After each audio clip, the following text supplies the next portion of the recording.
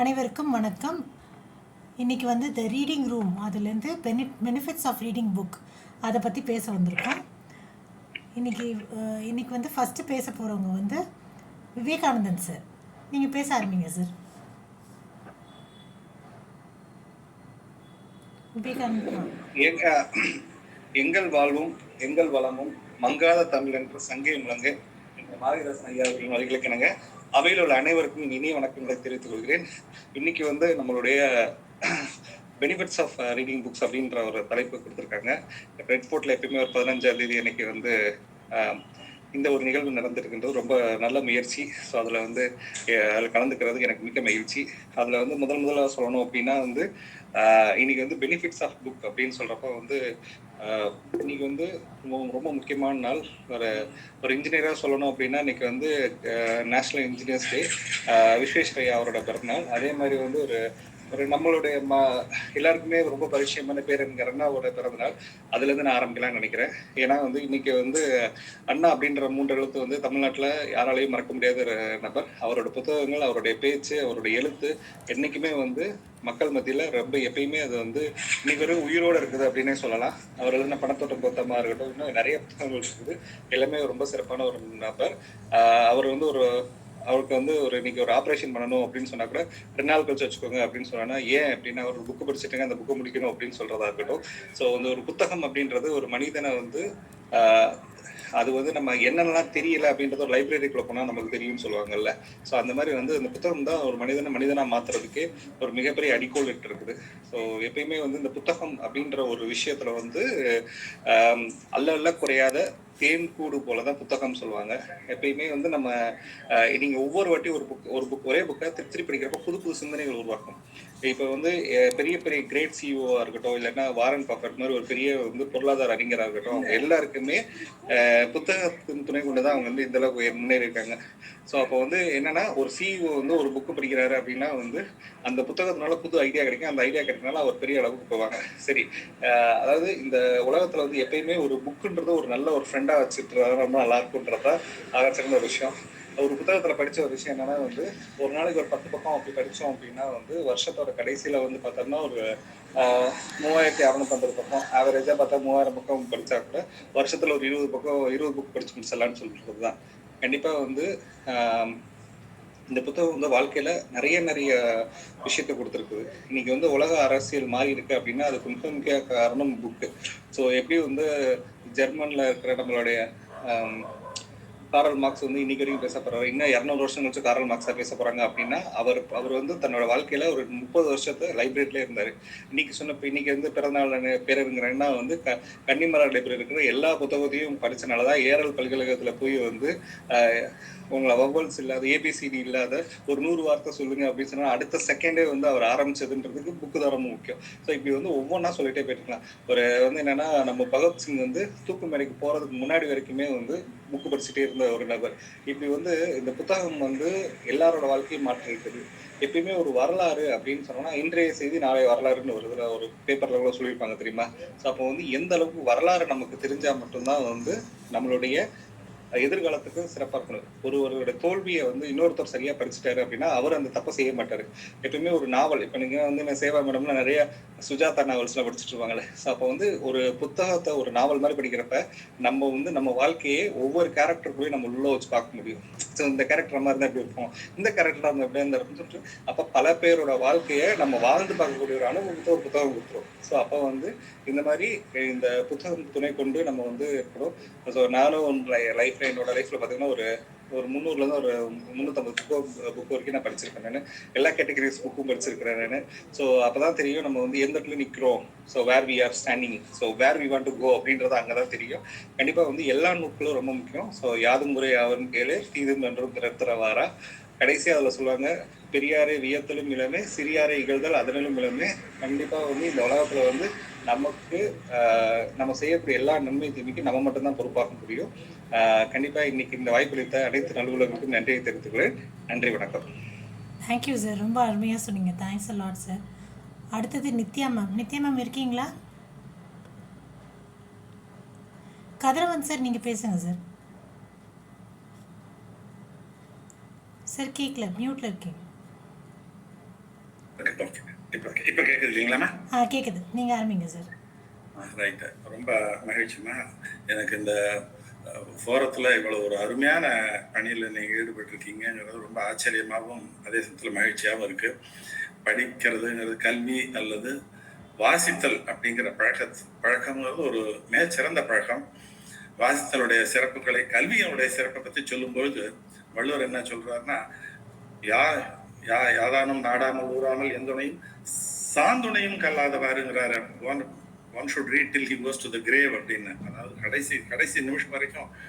அதை தான் நமக்கு முன்னே பேசின நண்பர் சொன்னார். அண்ணா வந்து ஆப்ரேஷனுக்கு போகிறதுக்கு முதல் நாள் படித்தார், தூக்குமடைக்கு போகிற வரைக்கும் பகத்சிங் படித்தார் அப்படின்னு சொல்லி எல்லாம் சொன்னார். அந்த வாசிப்புங்கிறது ஒருத்தவங்களுக்கு ஒரு மாதிரி அனுபவத்தை கொடுக்குதுன்னு தான் நான் நினைக்கிறேன். நண்பர் கூட மறுவாசிப்புடைய பலன்களை கூட சொன்னார்.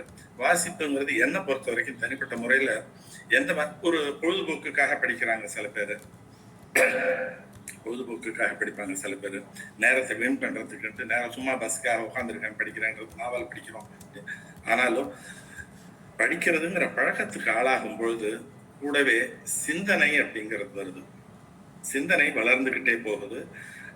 ஒரு விஷயத்தை பல்வேறு கோணங்களில் இருந்து ஆராயக்கூடிய அந்த ஆராயும் தன்மை வளருது. அதோடு மட்டும் இல்ல, பலதரப்பட்ட புத்தகங்களை படிக்கும்போது, உதாரணமா ஒரு பயோகிராஃபி அல்லது ஆட்டோபயோகிராஃபி படிக்கிறோம் அப்படின்னா, அவருடைய பிறப்பு நெல்சன் மண்டேலாவுடைய மைல்ஸ் டு கோன்னு நினைக்கிறேன், அந்த நாவலை படிக்கிறோம். அவருடைய ஆட்டோபயோகிராஃபியோ அல்லது பயோகிராஃபியோ படிக்கிறோம் அப்படின்னா, அவரை பற்றிய அவருடைய பிறப்பு வளர்ப்பு அது மட்டும் இல்லை, ஒரு நாடு, அந்த நாட்டுடைய இன விடுதலை அல்லது மக்களுடைய இன எழுச்சி, இதை பற்றியெல்லாம் நம்ம தெரிஞ்சுக்கிறோங்கிறது தான். ஒரு நல்ல உயர்ந்த மனிதர்களுடைய பயோகிராஃபி படிக்கும்போது அப்படி நம்ம படிக்கக்கூடிய படிப்பின் சாராம்சமும் அதனுடைய தரமும் கூட உயருதுன்னு தான் சொல்லணும். இன்னும் ஒரு பக்கத்தில் சொல்லப்போனால், நீங்கள் பெர்ட்ரண்ட் ரசலை படிக்கிறோம் அல்லது நாவல் வந்து லியோ டால்ஸ்டாய் நாவல் படிக்கிறோம் அப்படின்னு சொன்னால், அந்த சமயத்தில் என்னுடைய தனிப்பட்ட அனுபவம் என்னன்னா, நாம வந்து we are in conversation with him அப்படின்னு தான் நினைக்கிறேன். we are in conversation with the author.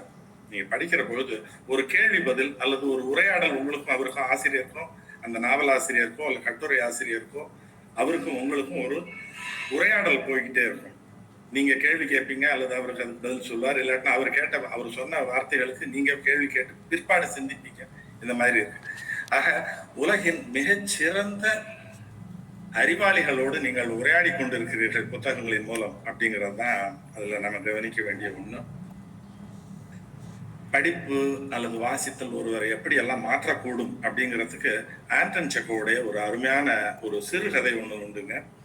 The bed அப்படின்னு இருக்கும். அந்த ஒரு 2 பேர் வந்து ஒரு பார்ல, ரஷ்யாவில் நடக்கக்கூடிய ஒரு சின்ன கதை அது. அதுல வந்து ஒரு வக்கீலுக்கும் இன்னொருத்தர் ஒரு தொழிலதிபருக்கும் ஒரு சின்ன சச்சரவு, ஒரு பார்ல உட்கார்ந்து இருக்கிறதுனால ஒரு சின்ன சச்சரவு வந்துடும்.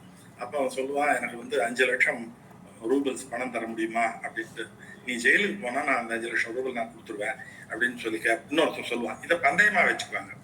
இந்த பந்தயமா வச்ச போது 5 வருஷம் ஜெயிலில் இருக்கிறதுக்கு ஒத்துக்குவான். இந்த வழக்கறிஞர் 5 வருஷம் ஜெயிலில் இருக்கிறது ஒத்துக்குவான். அந்த மாதிரி அந்த கதையை வந்து நீங்க படிக்கணுங்கிறதுக்காக தான் நான் பாதையோட நிறுத்துறேன். பெட் அப்படிங்கிற கதை எப்படி அந்த 5 வருஷம் அவன் வேற ஒன்றும் செய்ய மாட்டான். அந்த ரூம்ல உட்காந்து படிச்சுக்கிட்டே தான் இருப்பான், வேற ஒன்றும் பண்ண மாட்டான். 5 வருஷம் படிச்சுக்கிட்டே தான் இருப்பான், பலவிதமான புத்தகங்களை படிப்பான். அந்த கடைசி பக்கத்துல அவர் சொல்லுவார், அந்த புத்தகம் அவனை எப்படி மாற்றியதுன்றது ஆண்டன் செக்கோவ் சொல்வார். இப்படி புத்தகங்கள், நூல்கள் மனிதனுடைய சிந்தனையின் தரத்தை உயர்த்துகின்றன. சாதாரணமா என்ன சொல்லலாம், மனிதனுடைய கிரியேட்டிவிட்டியை அதிகப்படுத்துது, அவனுடைய வொக்காபுலரியை அதிகப்படுத்துது, அவனுடைய சராசரி அறிவை உயர்த்துது, இதெல்லாம் சொல்லலாம். ஆனால் இதையெல்லாம் தாண்டி ஒருவனுடைய சிந்தனை வளத்தை அதிகப்படுத்துகிறது. அவனையும் அவனுக்கு சுற்றிலும் உள்ள மனிதர்களுடைய தொடர்பை வலுப்படுத்துகிறது என்று சொல்லலாம். அந்த வகையிலே வாசித்தல் என்பது, அதிலும் குறிப்பாக நல்ல நூல்களை மறுவாசிப்பு செய்வது என்பது மிகவும் அருமையான ஒன்று. ஒவ்வொரு முறை படிக்கும் பொழுதும் ஒவ்வொரு புது புது அர்த்தங்கள் தோன்றும். நாம் வளர்வது நமக்கே கண்களுக்கு புலப்படும். ஒரு புத்தகத்தை நீங்கள் 20 வயதில் வாசிக்கிறீர்கள் அல்லது 40 வயதில் வாசிக்கிறீர்கள், அடுத்த முறை 5 வருடங்கள் கழித்து அதே நூல் உங்களுக்கு புது அர்த்தத்தை தருவது மட்டுமல்ல, உங்களை பற்றிய ஒரு ஆத்ம தரிசனம் தரும் என்றே நான் நினைக்கிறேன். அந்த வகையிலே வாசித்தல் என்பது ஒரு மிக அருமையான பழக்கம். அந்த வாசித்தலை குறித்து பேசுவதற்கு, என்னுடைய கருத்துக்களை, என்னுடைய அனுபவங்களை பகிர்ந்து கொள்வதற்கு வாய்ப்பளித்த உங்களுக்கு நன்றி கூறுகிறேன். நன்றி, வணக்கம். Thank you so much sir. ரொம்ப நல்லா இருந்துச்சு. பத்மினி மேம் நீங்கள் பேசுங்க மேம்.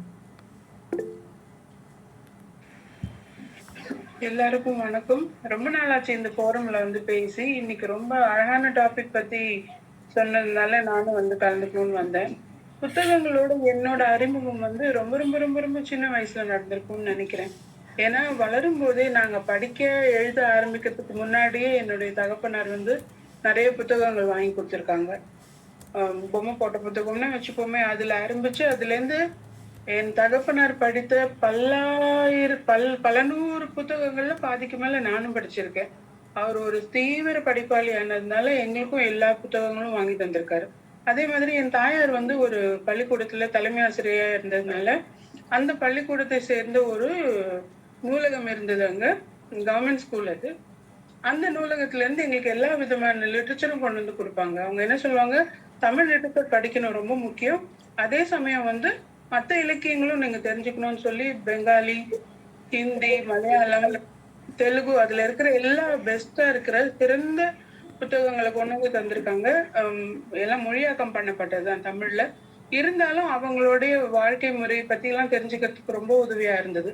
ஸோ அந்த மாதிரி ஆரம்பிச்ச புத்தகத்துக்கு மேல உள்ள காதல் வந்து எப்படி வளர்ந்ததுன்னா, நோ ரெஸ்ட்ரிக்ஷன்ஸ்னு சொல்லுவாங்க இல்லையா, அந்த மாதிரி எங்க வீட்டுல இந்த இந்த புத்தகங்கள், எனக்கு தமிழ்ல சொல்ல வரல, வீக்லி புக்ஸ் வாங்குவோம் இல்லையா, ஆனந்த விகடன், குமுதம், சாவி, பாக்யா, எந்த பேர் சொன்னாலும் அம்புலி மாமா, ரத்னபாலா, அத்தனை புஸ்தகம் வரும். ஒரு வாரத்துல பாத்தீங்கன்னா ஒரு 10 புஸ்தகம் மாதிரி இந்த மாதிரி வரும். அம்மா என்ன சொல்லுவாங்க, ஒரு துண்டு சீட்ல ஏதாவது பிரிண்ட் பண்ணியிருந்தா கூட அது படிக்கணும், வேண்டான்னு ஒரு தூக்கி போடக்கூடாது. படிக்கிறதுக்கு எது கிடைச்சாலும், அது வந்து கதையோ இல்லைன்னா நான் ஃபிக்ஷனோ எதுவா இருந்தாலும் படிக்கிறதுக்கு அண்டர் த சன் எது கிடைச்சாலும் படிக்கணும் அப்படின்னு சொல்லுவாங்க அம்மா. அதனால 2 பேரும் இப்படி மாறி மாறி ஊட்டினதுனால நிறைய புத்தகங்கள் படிக்கிற வாய்ப்பு கிடைச்சிருக்கு. அதுல முக்கியமா நான் என்ன பண்ணுவேன்னா, மோஸ்ட்லி வந்து ஃபிக்ஷன் சொல்லப்படுகிற கதைகள் தான் நிறைய படிச்சிருக்கேன். ஆனா அதுல இருந்து நாலேஜ் எப்படி வளர்ந்ததுன்னா, ஒரு ஒரு எழுத்தாளரோட புத்தகத்தை படிச்சு அது எனக்கு பிடிச்சிருந்ததுன்னா அவர் எழுதின அத்தனை புத்தகங்களையும் படிக்கிறதுக்கு முயற்சி பண்ணேன். இப்போ திரு கல்கி அவர்களோட பொன்னியின் செல்வன் படிச்ச பிறகு நான் அவர் எழுதின மற்ற புத்தகங்களையும் வாங்கி படிச்சிருக்கேன். அதே மாதிரிதான் இப்போ வந்து வில்பர் ஸ்மித்னு என்னோட ரொம்ப ஃபேவரட் எழுத்தாளர். அவரு சவுத் ஆப்பிரிக்காவை சேர்ந்தவர். அவரோட கதை புஸ்தகம் நான் படிக்க ஆரம்பிச்சது முதல்ல வந்து த லைன் ஃபீட்ஸ் அப்படின்னு சொல்லிட்டு ஒரு புஸ்தகம். அதுல சிங்க வேட்டைக்கு எப்படி போறாங்கன்றத பத்தி எழுதியிருப்பாங்க. ரொம்ப அருமையா டீட்டெயில்டா அவரே போயிருக்காரு அந்த மாதிரி வேட்டைக்கு. அதனால அந்த ஃபுல் எக்ஸ்பீரியன்ஸ் வச்சு ரொம்ப அழகா எழுதியிருப்பாரு அந்த புஸ்தகம். அதுல ரொம்ப ஈர்க்கப்பட்டு நான் என்ன பண்ணேன், அவரோட புத்தகங்களே எடுத்து படிக்க ஆரம்பிச்சேன். அவர் வந்து ஒரு 32-33 புக்காவது எழுதியிருப்பாருன்னு நினைக்கிறேன். ஆனா எனக்கு அது படிச்சதுல என்ன ஒரு லாபம் கிடைச்சதுன்னா, ஐயா சொன்ன மாதிரி வொக்காபுலரி வளர்ந்தது அதெல்லாம் ஒரு பக்கம் இருக்கட்டும், இவர் வந்து கம்ப்ளீட்டா ஆப்பிரிக்காவை பத்தி, ஒவ்வொரு south Africa, Zimbabwe, Uganda, Kenya, இந்த எல்லா நாடுகளை பத்தியும், அவங்களோட கலாச்சாரத்தை பத்தியும், மொழியை பத்தியும், அவங்க உணவு, அவங்க எப்படி, அவங்களுக்குள்ள பாலிடிக்ஸ் மெயினா, அது எல்லாத்த பத்தியுமே எழுதியிருப்பாரு. அதுவும் எப்படின்னா குரோனாலஜிக்கல் ஆர்டர்னு சொல்லுவோம் இங்கிலீஷ்ல. அந்த டைம் ஆரம்பிச்சு அப்படியே வந்துட்டே இருக்கும். ஒவ்வொரு ஜெனரேஷனோட கதையா வந்துட்டே இருக்கும்போது அந்தந்த ஜெனரேஷன்ல வரலாற்றுல அங்க என்ன நடந்ததுங்கிறத பதிவு பண்ணிட்டே வந்துட்டு இருப்பார். ஸோ நமக்கு அது கதை படிக்கிற மாதிரி இருந்தாலும் நம்ம வந்து நிஜமாவே வந்து சரித்திரம் தான் அங்க படிச்சுட்டு இருப்போம். அதனால நிறைய தெரிஞ்சுக்க முடியுது ஆப்பிரிக்காவை பத்தி. கீழே சவுத் ஆப்பிரிக்கால இருந்து ஈஜிப்ட் வரைக்கும் அவர் எழுதியிருக்காரு. எல்லா நாடுகளை பத்தியும் நீங்க தெரிஞ்சுக்கலாம். அவரோட ஒரு ஆத்தரோட புக்ஸ் படிச்சா போதும், full knowledge about Africa you can get. அந்த மாதிரி உள்ள ஆத்தர்களை நான் தேடி அப்புறம் படிக்க ஆரம்பிச்சேன். அந்த மாதிரி இன்னொருத்தர் இருக்கார், ஜேம்ஸ் மிச்சனர். அவர் என்ன பண்ணுவார், ஒரு 6 வருஷம் 7 வருஷத்துக்கு ரிசர்ச் பண்ணி ஒரு புக் எழுதுவார். அப்படிதான் எழுதியிருக்காரு. ஆனா ஒவ்வொன்றும் அருமையான புஸ்தகம். ஒன்னொன்னும் உங்களுக்கு வரலாறு தெரியணும், அந்த ஒரு இடத்த பத்தின வரலாறு. இப்போ நீங்க அவரோடது என்ன, கவனன்ட்னு ஒரு புக் இருக்கு. அந்த புக் பாத்தீங்கன்னா இஸ்ரேலோட வரலாறை பத்தி பேசும். அவங்க எப்படி அங்க எப்படி மக்கள் மாறி மாறி போனாங்க, அப்புறம் இந்த மக்கள் வந்தாங்க, இந்த மதம் வந்தது, அந்த மதம் வந்தது, அப்படியே ஆரம்பத்துல இருந்து எழுதியிருப்பாரு. ஹவாயின்ற ஒரு புக்கு படிச்சீங்கன்னா, ஹவாயின்ற ஐலாண்ட் எப்படி தோணுச்சு, அது தோன்றினது எப்படி இயற்கையில, அந்த ஜியோகிரபியும் சொல்லி அதுக்கப்புறம் படிப்படியா அதுல வந்து எப்படி சைனர் சீனாக்காரங்க வந்து குடியேறினாங்க, ஜப்பானியர்கள் வந்து குடியேறினாங்க, அதை பத்திலாம் வந்து வரலாற்று கதையும் வந்து இவரோட கதையோட புரிஞ்சு எழுதியிருப்பார். அதனால கம்ப்ளீட்டா உங்களுக்கு ஒரு ஹிஸ்டரி படிக்கணும்னா ஏதாவது ஒரு இடத்த பத்தி ஜேம்ஸ் மிஷனர் எழுதின புக் படிங்கன்னு நான் தைரியமா சொல்வேன். ஏன்னா ஹிஸ்டரியும் ஜியாகிரபியும் தெரியாது, பட் அதெல்லாம் வந்து கதையா படிக்கும்போது நிஜமாவே ரொம்ப நல்லா இருக்கும். அதே சமயம் நம்ம மனசுலயும் நிற்கும், என்ன ஜியாகிரபி என்ன ஹிஸ்டரி இதுல சொல்லி தராங்கன்னு சொல்லிட்டு. அதனால புஸ்தகம் படிச்சதுனால இந்த மாதிரி ஒரு இடத்த பத்தி தெரிஞ்சுக்கிறதுக்கு எனக்கு ரொம்பவே உதவியா இருந்தது.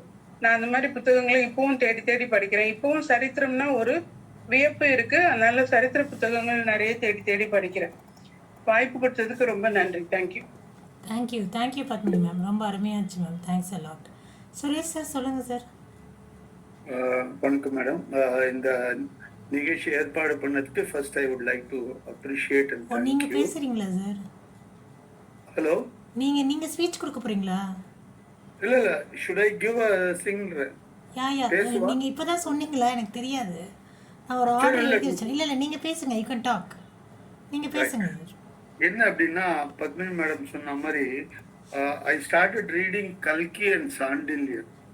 அதனாலேயே நம்மளோட தமிழகத்துல சேர சோழ பாண்டியர்கள் எப்படி இருந்தாங்க, என்ன மாதிரியான சிறப்புகள் இருந்தது அப்படின்ற ஆஸ்பெக்டை வந்து நிறைய சரித்திர கதைகள் மூலியமாகவும், அவர்கள் போர் முறை, அவர்கள் வாழ்க்கை முறை, எப்படி value systems were followed, how விருந்தினர்கள், அதாவது ஒரு கிராமத்துக்கு ஒருத்தன் வந்தானா, வழிபோக்கனா வந்தா கூட அவனை எப்படி ட்ரீட் பண்ணும் அப்படின்றதெல்லாம் அந்த காலத்துல வந்து ரொம்ப அருமையா சொல்லியிருப்பாங்க.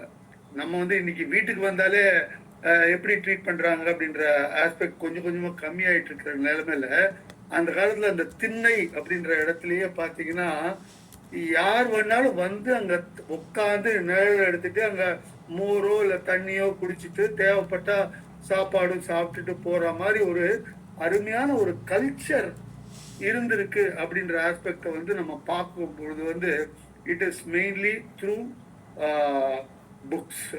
அழகா நான் இப்பதான் பார்த்துட்டு இருந்தேன், திருக்குறள்ல அழகா சொல்லுவாங்க, விலங்கோடு மக்கள் அணையர் இலங்கு நூல் கற்றோடு ஏனையவர் அப்படின்னு.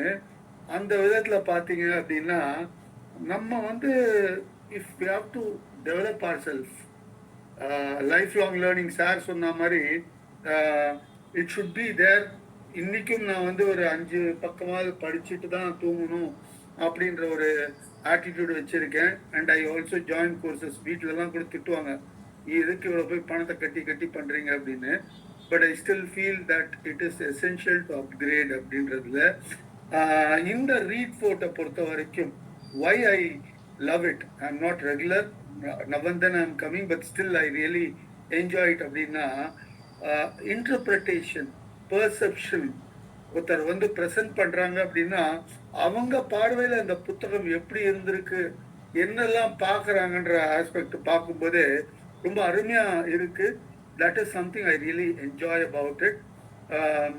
கிரிட்டிக்கல் ரிவ்யூ ஆஸ்பெக்ட் ஆஃப் இட்டையும் பண்ணக்கூடிய ஒரு வாய்ப்பு கிடைக்குது. வெக்காபுலரி இருக்கு, லாங்குவேஜ் கம்யூனிகேஷன் இதெல்லாம் சொன்னா கூட most important, are we enjoying reading?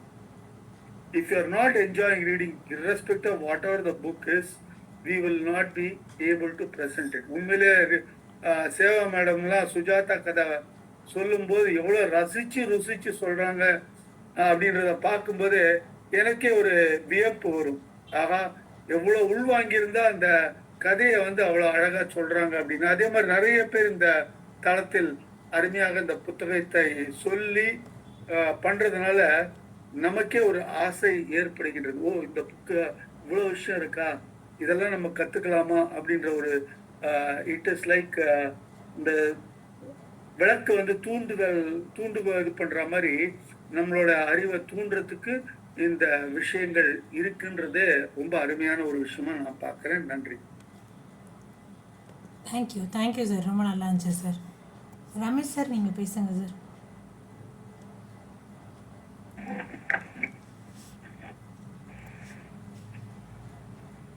வணக்கம்.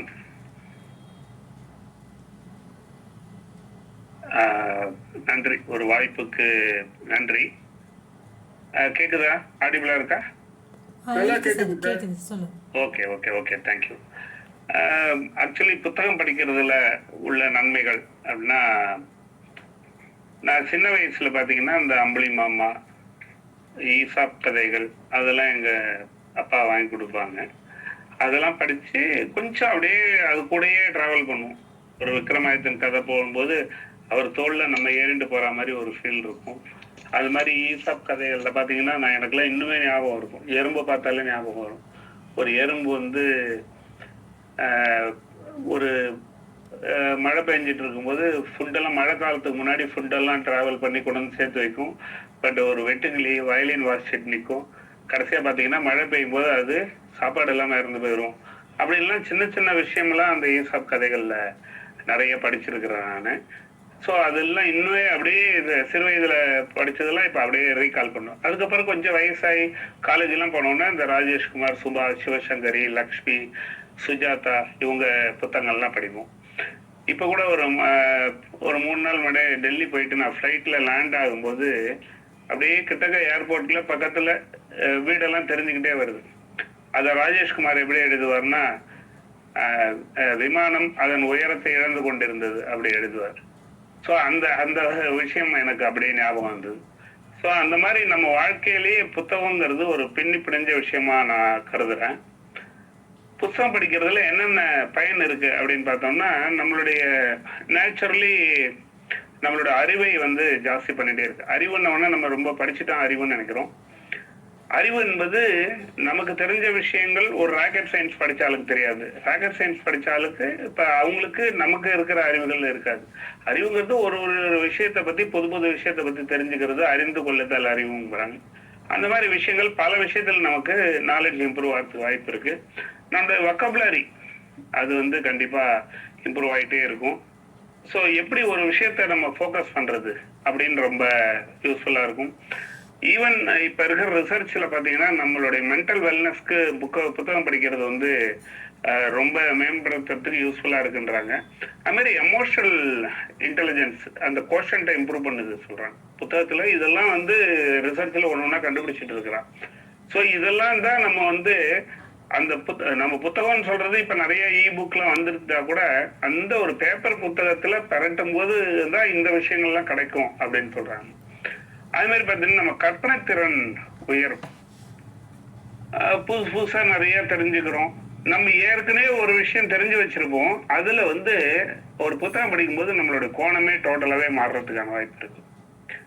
புத்தகம் பார்த்தீங்கன்னாக்க ஒருத்தரோட ரசனைகள் சம்மந்தப்பட்டது. நான் பலதரப்பட்ட புத்தகங்கள் படிப்பேன். ஆன்மீக படிப்பேன், காமிக்ஸ் படிப்பேன், சுய முன்னேற்ற புத்தகங்கள் படிப்பேன். மாறி மாறி ஏதாவது படிச்சுட்டே இருப்பேன். ஒரு நாளைக்கு ஒரு 2 பேஜாவது படிக்கணும் அப்படின்ற ஒரு கொள்கையை வச்சுக்கிட்டு எப்படியாவது படிச்சிடுவேன். எந்த டைம் கிடைக்குதோ அந்த நேரத்தில் படிச்சுப்பேன். நேரம் கிடைக்காத போது காலையில் கார்டனிங் தண்ணி ஊற்றும் போது புக்ஸ் மாதிரி கூட காதில் வாங்கிட்டு அந்த மாதிரி ஒரு விஷயங்கள் தெரிஞ்சுப்பேன். ஒரு புத்தகத்தை பார்த்தானாக்க பலதரப்பட்ட எண்ணங்கள் அந்த கருத்துக்களை கொண்டு வரும். ஒரு புத்தகம் எழுதணும்னாக்க ஒருத்தருடைய 10 வருடம் அவர் கொள்முதல் செஞ்ச அறிவா இருக்கும்ன்றது என்னோட நம்பிக்கை. அதை நம்ம ஈஸியா ஒரு 100 ரூபாயில வாங்கி அதை நம்ம எடுத்துட்டுறோம், திருடிட்டு போயிடுறோம். அப்படிதான் சொல்லலாம். ஒரு 10 வருட அனுபவங்களை வச்சு ஒருத்தர் புத்தகம் எழுதுறாங்க, ஒரு 100 ரூபாயில நமக்கு ரொம்ப சீப்பா கிடைக்கிறது. இந்த மாதிரி ஒரு சீப்பா கிடைக்கிற விஷயம் கூட நம்ம யூஸ் பண்றதுக்கு தயங்குறோம். ஒரு புத்தகம் படிக்கும்போது பாத்தீங்கன்னா இதுதான் சரின்னு நம்ம நினைச்சிட்டு இருப்போம், அந்த கருத்தை அப்படியே மாத்தி இருக்கும் அந்த புத்தகங்கள். ஸோ அதுக்கெல்லாம் ரொம்ப யூஸ்ஃபுல்லா இருக்கும். முடிஞ்ச வரைக்கும் அந்த அட்டைப்படம் வந்து கவர்ச்சியா போட்டு நிறைய பேர் புத்தகம் கொண்டு வந்துருவாங்க. தலைப்பை கவர்ச்சியா வச்சிருவாங்க. பாத்தீங்கன்னா உள்ள பெரிய விஷயம் இருக்காது. ஆனா ரொம்ப சாதாரணமா இருக்கிற புத்தகங்கள்ல பல கருத்துக்கள் நான் பார்த்திருக்கிறேன். அதனால ஒரு கவரை வச்சு நம்ம புத்தகம் முடிவு எடுக்காம இருக்கிறது நல்லது. ஒரு இப்படிதான் இருக்கும், இந்த தலைப்பு வச்சு இதுக்குள்ள இதுதான் சொல்லியிருப்பாங்கன்னு நம்ம ஒரு முன்னாடி ஒரு ப்ரீ ஜஸ்டிஸா கொண்டு போய் படிக்க கூடாதுன்றது என்னோட கருத்துக்கள். அதே மாதிரி ஒரு புத்தகத்துல நமக்கு ஏற்புடைய கருத்துக்கள் தான் இருக்கணும்னு அவசியம் கிடையாது, மாற்று கருத்துக்கள் தான் இருக்கும். அதுல என்ன நல்லா இருக்கோ அதை மட்டும் நம்ம எடுத்துக்கலாம். அது மாதிரி எனக்கு ரொம்ப இப்ப அடிக்கடி பார்க்கறது பாத்தீங்கன்னா இந்த சைக்காலஜி உளவியல் சம்பந்தமா நிறைய புத்தகங்கள் எங்கெங்க கிடைக்குதோ அந்த செய்திகள்லாம் நான் கேள்விப்பட்டிருக்கேன். எனக்கு ரொம்ப அது முடிச்சுக்கிறோம். ஸோ அந்த மாதிரி நான் புத்தகங்களை படிச்சு என்னோட பயிற்சிகளுக்கு மேம்படுத்திக்க யூஸ் ஆகுது. நிறைய இருக்கு. ஒரு புத்தகம் கையில் வச்சுக்கலாம். எப்போல்லாம் வெயிட்டிங், டாக்டரை பார்க்கறதுக்கு வெயிட் பண்ணுறோம், பஸ்ஸுக்கு வெயிட் பண்ணுறோம், ட்ரெயினுக்கு வெயிட் பண்ணுறோன்னா அப்பப்போல்லாம் ஒரு பேஜாக படிச்சுக்கிட்டே வந்தால் நிறைய படிக்கலாம். புத்தகங்கள் ஒரு மனிதனோட சுவாச காற்று என்று கூறி முடிக்கிறேன். வாய்ப்புக்கு நன்றி. Thank you. Thank you, thanks a lot sir. நான் இப்போ என்னோடய ஸ்பீச் கொடுக்குறேன். ஸோ வந்து நீங்கள்லாம் புக் வந்து நிறைய படிச்சிருக்கேன்னு சொன்னீங்க. வேறு இது நான் படித்ததே கிடையாது. நான் வெறும் லிஸ்னர் மட்டும் தான். நிறைய பேருக்கு கேட்டிருக்கேன், ரொம்ப படிக்க மாட்டேன். இங்கே ரீட் ஃபோர்ட்டுக்கு வந்ததுக்கப்புறம் சொல்கிறாங்களே நிறைய கேன்சலேஷன்ஸ், ஆனால் சேவா மேம் பேசிடுறாங்கண்ணா. அந்த மாதிரி தான் ஆரம்பிச்சிச்சு என்னோடய ஜேர்னி. கேன்சலேஷன் ஆகும்போது என்ன பண்ணுறதுன்னு தெரியாது. அப்போது நானும் சாந்தா மேமும் பார்க்கும்போது அவங்க பேசுவாங்க, எத்தனை நாள் அவங்களே பேசுவாங்க. நான் அதுக்காக சின்ன சின்ன கதையாக ட்ரை பண்ணேன். அதுக்கப்புறம் தான் வந்து விக்ரமாதித்தன் கதை சொன்னது. அதான் என்னோடய முதல் ஸ்பீச் ரீட் ஃபோர்ட்டில். அப்போ வந்து நல்ல தமிழ் ஆத்தராக எடுத்து படிங்க அப்படின்னு சொல்லி எனக்கு செங்கு சார் ரெக்கமெண்ட் பண்ணாங்க. அப்போ எங்கள் அம்மாவுக்கு சுஜாதா அவர்கள் ரொம்ப பிடிக்கும். ஸோ அந்த ஞாபகத்தில் தான் நான் சுஜாதா அவர்கள் புக்கு எடுத்து படிக்க ஆரம்பித்தேன். ஸோ அதில் இவர் சுரேஷ் சார் சொல்கிற மாதிரி இப்படி அவ்வளோ உள்வாங்கி அந்த கதையை சொல்ல முடிஞ்சிச்சுன்னு எனக்கு தெரில. எவ்வளோ வருஷமாக சென்னையில் இருந்தாலும் சுஜாதா அவர்கள் தான் சென்னையை அழகாக சுற்றி காட்டினாங்க. நான் கேட்கும் போது எங்கள் வீட்டில் சொல்லுவாங்க, ஆமாம்மா இந்த இடத்துல இதெல்லாம் இருக்குது அப்படிம்பாங்க. ஸோ அவருடைய நடை, அந்த தமிழ் வேகமாக படிக்கிறது, ஸோ அதெல்லாம் ஈஸியாக வந்தது வந்து இந்த புக் படிக்க ஆரம்பிச்சுட்டு தான். இப்போ என்னடானா அண்ணா லைப்ரரியில் கார்டு போட்டு மாதத்தில் 4-5 புக்கை எடுத்து படிக்கிற அளவுக்கு நான் முன்னேறதுக்கு காரணம் ரீட் ஃபோர்ட் தான். இந்த தளம் இல்லைன்னா நான் லிஸ்னராக தான் இருந்திருப்பேன். கண்டிப்பாக படிச்சிருக்கவோ பேசியிருக்கவோ மாட்டேன். ஸோ எனக்கு இந்த தளம் ரொம்ப பிடிக்கும். அண்ட் வந்து இதை நான் பேசவும் வச்சுச்சு. இப்போ என்னால் ஃப்ரீயாக எல்லாத்தையும் பேச முடியுது. ஒரு 10-15 பேர் இருந்தால் என்னால் ஃப்ரீயாக பேச முடியுது. அதுக்கு இந்த தளம் ஒரு முக்கியமான காரணம். அண்ட் இப்போ வந்து என்னோடய யூடியூப் சேனல் ஒன்று இருக்குது. அதுக்காக நான் வந்து ராஜேஷ்குமார் சோ அவர்களுடைய புக்கெல்லாம் எடுத்து படித்த போது நிறைய வித்தியாசம் தெரிஞ்சிச்சு. ராஜேஷ்குமார் ஐயா எழுதுறது டோட்டலாக வேறு மாதிரி இருக்குது. ஆனால் ரொம்ப இன்ட்ரெஸ்டிங்காக நான் ஃபீல் பண்ணேன். இன்னும் கூட ரொம்ப பயங்கர த்ரில்லிங்காக எழுதியிருந்தாங்க. இப்போ கூட ஒரு கதை 7வது அறிவுன்னு படிச்சுக்கிட்டு இருக்கேன். அடுத்த கதைன்னு நான் முடிவை படிக்கவே வேகமாக போகிறேன். அவ்வளோ நல்லா இருக்குது கதை. அதே மாதிரி சோ அவருடைய நாடகமும் ரொம்ப நல்லா காமெடியாக இருந்துச்சு. அதையும் ரெக்கார்ட் பண்ணி போட்டேன்.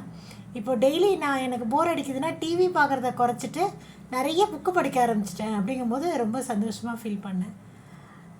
தேங்க்யூ, ரொம்ப நல்லா இருக்குது. Thanks a lot. அடுத்தது நித்யா மேம், நீங்கள் பேசுகிறீங்களா?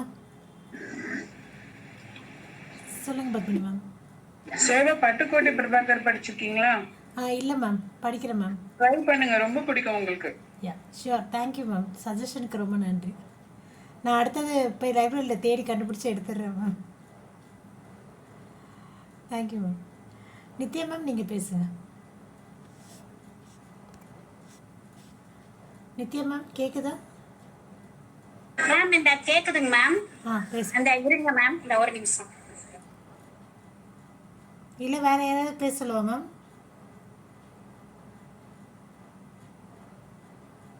அவங்க ஏதோ மீட்டிங்கில் இருக்காங்க. ஆண்டி நான் பேசவா? நீங்கள் பேசுங்க. அனைவருக்கும் வணக்கம். என் பெயர் காயத்ரி. நான் 9ஆம் வகுப்பு படிக்கின்றேன். இங்கே எல்லாரும் ஒரு நூல் பற்றி பேசுனீங்க. நான் இப்போ வந்து எல்லா நூலும் இருக்கிற நூலகத்தோட பயன்களை பற்றி பேச வந்திருக்கேன். இப்போ நூலகத்தோட பயன்களை வந்து பார்த்தீங்கன்னா நான் இப்போ பேச போகிறேன். நூல் பலகல் என்றும் நூலளவே ஆகுமாம் நுண்ணறிவு என்றும் கூறினார் ஔவை. நம் அறிவு வளரவும் மிளிரவும் கல்வி நிலையங்களுக்கு அடுத்தபடியாக துணை நிற்பன நூல் நிலையங்களே. அறிஞர் பெருமக்களின் நூல்களை பொதுமக்கள் படித்து பயன்பெற தொகுத்து வைக்கும் இடமே நூல் நிலையம். ஒவ்வொருவருக்கும் தமக்கு தேவையான நூல்களை எல்லாம் தாமே விலைக்கு வாங்குதல் இயலாது. அவரவர்க்கு தேவையான நூல்களை இரவல் பெற்று படிக்கவே நூல் நிலையங்கள் ஏற்படுத்த பெற்றுள்ளன. கிமு 4ஆம் நூற்றாண்டிலேயே நூல் நிலையங்கள் தோன்றிவிட்டதாக வரலாற்று குறிப்புகள் தெரிவிக்கின்றன.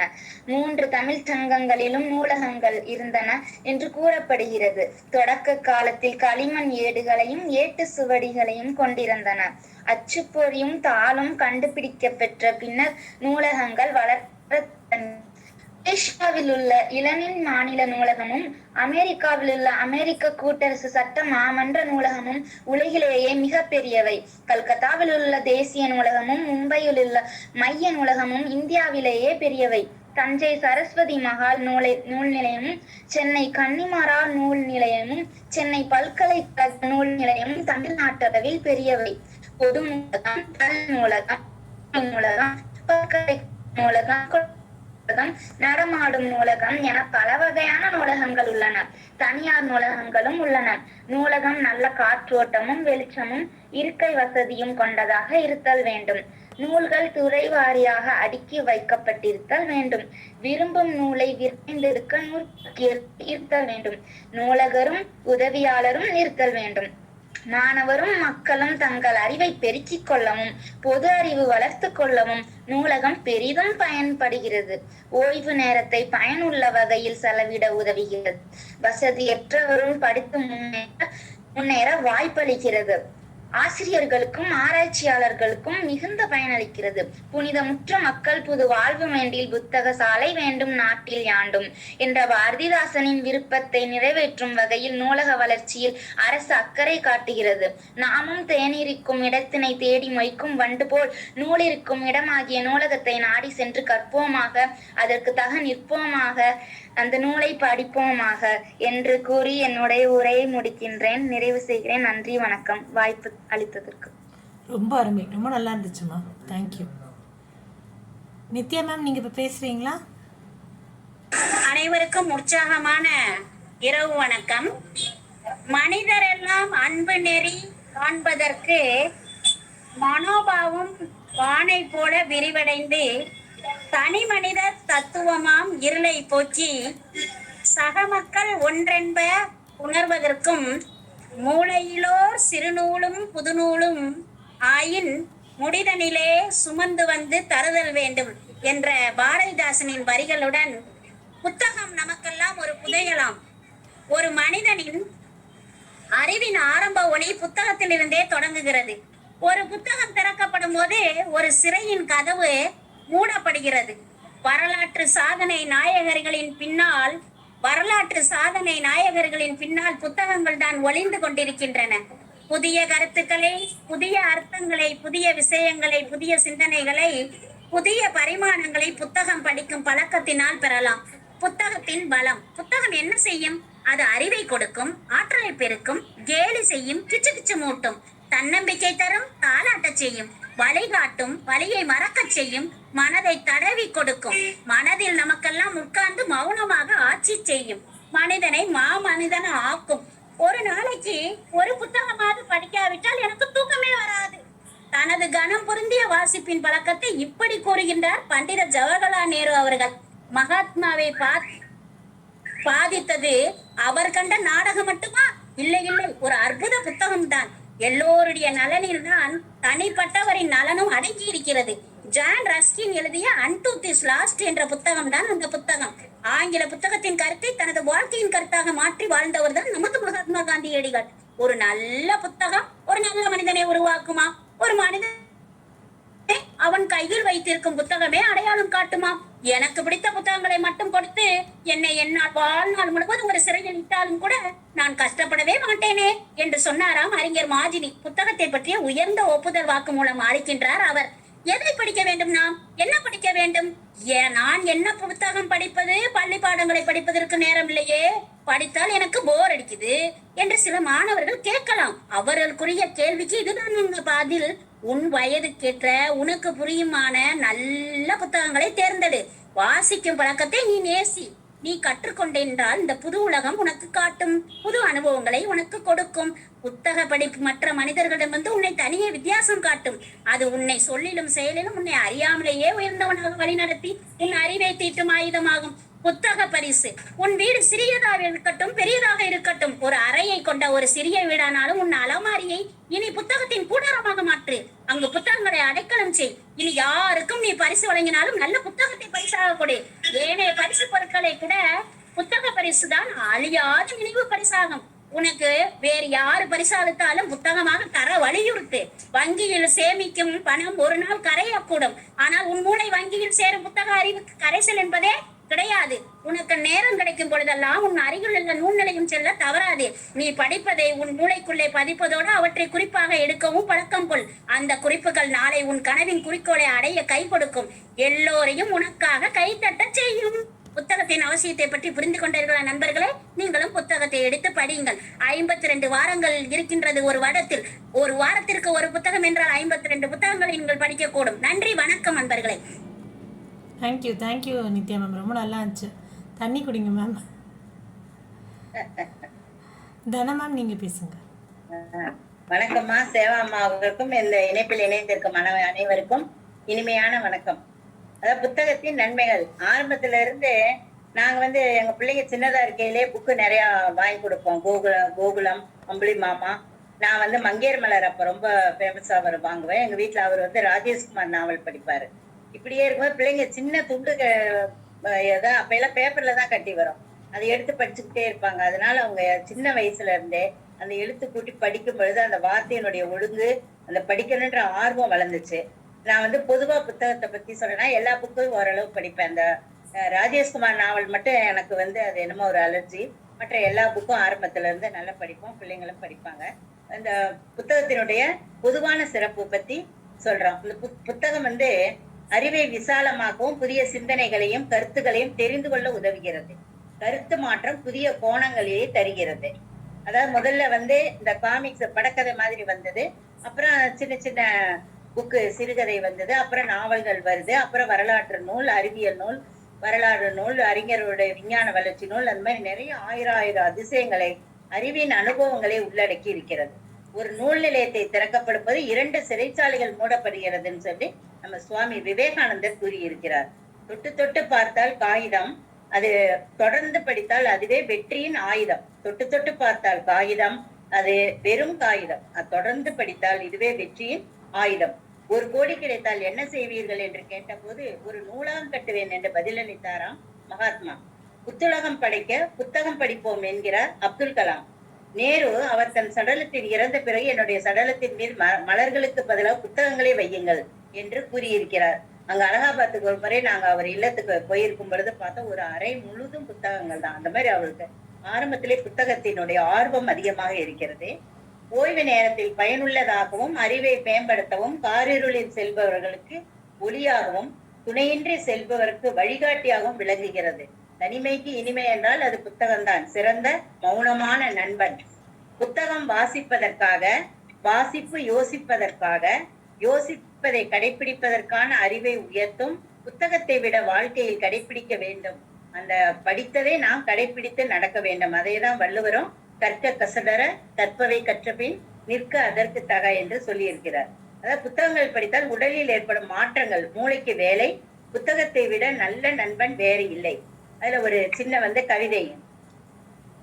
உன்னதத்தை உணர வைக்கவும் உடலையும் உள்ளத்தையும் செம்மையாக்கவும் காட்டுவாசியை அறிஞனாக்கவும் கோபம் தணிக்கவும் கொள்கை அறியவும் இன்னல் நீக்கி இன்பம் தரவும் படிக்க படிக்க உயரவும் படிக்கல்லாய் இருந்து உயர்த்தவும் சோதனைகளை சாதனைகளாக்கவும் வேதனைகளை நீக்கி விவேகம் அளிக்கவும் குற்றவாளிகளை திருத்தவும் குற்றங்களை களையவும் மனக்கவலை நீக்கவும் மனக்குறையை போக்கவும் விஞ்ஞானி வளர்ச்சிக்கும் எடுத்த செயல் முடிக்கவும் ஏணி போல் உயரவும் ஆற்றல் பெருகவும் அறிவு வளரவும் அறிஞர்களை அறிந்திடவும் அறிஞராக உயர்ந்திடவும் வாழ்க்கையை அழகாக்கவும் வாழ்க்கைக்கு வழிகாட்டவும் இவை அத்தனையும் ஒருவரால் தான் முடியும் என்றால் அதன் பெயர்தான் புத்தகம். துப்பாக்கியை விட பெரிய ஆயுதம் புத்தகம் என்று லெனின் கூறுகிறார். ஒரு புத்தகத்தை விட பொறுமையான ஆசிரியர் உலகில் யாருமே கிடையாது. புத்தகம் படித்து வித்தகம் படைக்க சத்தியம் எடுப்போம். புத்தகங்களை பின்பற்றி அதன் கருத்துக்களை தீப்பற்றி வாழ்க்கையை கைப்பற்றி பெறுவோம் பெரு வெற்றி. புத்தகத்தின் அருமைகளை இதைவிட வேறு யாராலும் எப்படியும் கூற இயலாது. அதனால் அனைவரும் புத்தகத்தினுடைய அருமையை உணர்ந்து நல்ல நல்ல நூல்களை நாமும் படித்து நம்மளுடைய பொழுதுபோக்காகவும் அறிவை பெருக்கவும் நம் பிள்ளைகளுக்கும் சொல்லிக் கொடுத்து அந்த புத்தகத்தின் அருமை பெருமைகளை அறிந்து நாம் வழிகாட்டியாகவும் இருக்க வேண்டும் என்று இந்த புத்தகத்தை படித்து எனக்கு பல நூல்களை ஆராய்ந்து ஏதோ என்னால் முடிந்த அளவு சொல்கிறேன். அந்த வாய்ப்பளித்தமைக்கு நன்றி. அனைவரும் மற்ற எந்த விசேஷம்னாலும் புத்தகங்களை பரிசாக கொடுக்கறதுக்கு பழகி கொள்ள வேண்டும். அதுதான் மிக உயர்ந்த பரிசு. எல்லா பொருளும் வாங்கி வாங்கி அப்படியே வச்சிருவோம். ஆனா புத்தகம் மட்டும் எப்படி இருந்தாலும் ஒரு நாளைக்கு நம்ம எடுத்து பார்ப்போம். அதனால புத்தகங்களின் அருமையை உணர செய்த உங்களுக்கு என்னுடைய மனமார்ந்த நன்றியை. வணக்கம். தேங்க்யூ மேம், ரொம்ப நல்லா இருந்துச்சு. Thanks lot. ஸோ ரொம்ப நல்லா இருந்துச்சு ப்ரோக்ராம். எல்லாரும் பேசிட்டாங்க. ஃபீட்பேக் கொடுக்குறவங்க கொடுங்க. இந்த நிகழ்ச்சியை பற்றி உங்கள் ஃபீட்பேக் ஏதாவது இருந்தால் கொடுங்க.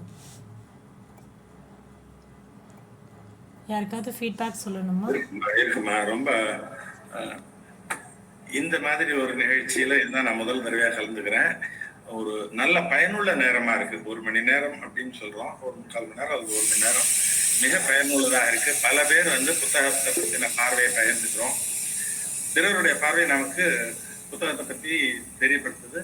பல பல ஆசிரியர்களை பத்தியும் சொன்னீங்க. இப்ப அம்மா முதல்ல பேசும்போது சொன்னாங்க, வில்பர் ஸ்மித்தை பத்தி சொன்னாங்க. அடுத்ததா ஜேம்ஸ் மிச்சிகனை பத்தி சொன்னாங்க. நான் எதுவும் கேள்விப்படாத ஆசிரியர்கள். அவங்கெல்லாம் படிக்கணுங்கிற ஆர்வத்தை கொடுக்குது. ஒரு நல்ல புத்தக வாசிப்பாளரோட பேசும்போது அவங்க இன்னொரு நல்ல ஆசிரியரை ஒருத்தருக்கு நமக்கு அறிமுகப்படுத்தி வைக்கிறாங்க.